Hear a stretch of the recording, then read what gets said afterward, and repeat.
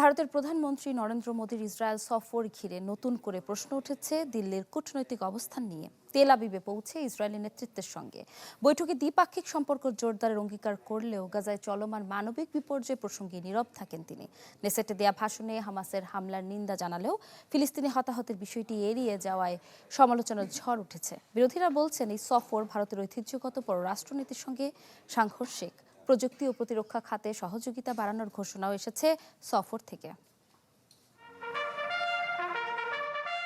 2 দিনের রাষ্ট্রীয় সফরে ইসরায়েলে ভারতের প্রধানমন্ত্রী নরেন্দ্র মোদী বুধবার তার বিমান বেন গুরিয়ন আন্তর্জাতিক বিমানবন্দরে অবতরণের পর তাকে স্বাগত জানায় ইসরায়েলি প্রধানমন্ত্রী বেনিয়ামিন নেতানিয়াহু ও তার স্ত্রী। সেখান থেকে সরাসরি জেরুজালেমের ইসরায়েলি সংসদ নেসেটে যান মোদী। প্রথম ভারতের কোনো নেতা হিসেবে সেখানে ভাষণ দেন তিনি।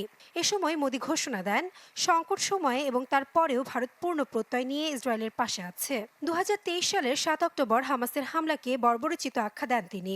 তবে 2 বছরের বেশি সময় ধরে গাজায় ইসরায়েলের নির্বিচার হামলার বিষয়ে কোনো মন্তব্য করেননি Modi. Are the deep foundations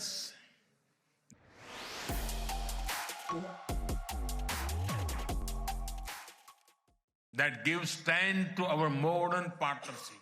Israel ও ভারতের অভিন্ন আদর্শগুলি আমাদের আধুনিক অংশীদারিত্বকে শক্তিশালী করে। আমাদের শক্তিশালী অংশীদারিত্ব কেবল জাতীয় স্বার্থ পরিবেশন করে না, বরং বিশ্বব্যাপী স্থিতিশীলতা ও সমৃদ্ধিতেও অবদান রাখে। Grounded in shared experience and shared aspirations. I am deeply moved. Narendra আমার একজন প্রিয় বন্ধু। মোদি ইসরায়েলের একজন মহান বন্ধু, ভারত ইসরায়েলি জোটের একজন মহান সমর্থক। আমাদের সাথে তোমার এখানে আসায় আমি এতটা অনুপ্রাণিত আর কখনো হইনি। Visit here with us, a great friend of Israel.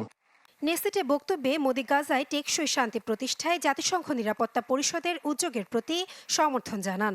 পাশাপাশি গাজা নিয়ে ট্রাম্পের পরিকল্পনা এবং আরব দেশগুলোর সঙ্গে ইসরায়েলের সম্পর্ক স্বাভাবিকের লক্ষ্যে করা আব্রাহাম চুক্তিকেও সমর্থন দেন। 2020 থেকে 2024 সালের মধ্যে ভারত ইসরায়েলের কাছ থেকে $2050 কোটি অস্ত্র কিনেছে এবং বর্তমানে ভারত ইসরায়েলের সবচেয়ে বড় অস্ত্র ক্রেতা। এদিকে মোদির এই সফরের তীব্র সমালোচনা করেছেন ভারতের বিরোধী দলীয় রাজনীতিকরা। ভারতের কমিউনিস্ট পার্টির নেতা মেরিয়ান আলেকজান্ডার বেবি বলেছেন, ইসরায়েলকে সমর্থন ভারতের ঐতিহাসিক উপনিবেশ বিরোধী অবস্থান এবং ফিলিস্তিনিদের আত্মনিয়ন্ত্রণের অধিকারের প্রতি সমর্থনের সাথে বিশ্বাসঘাতকতা।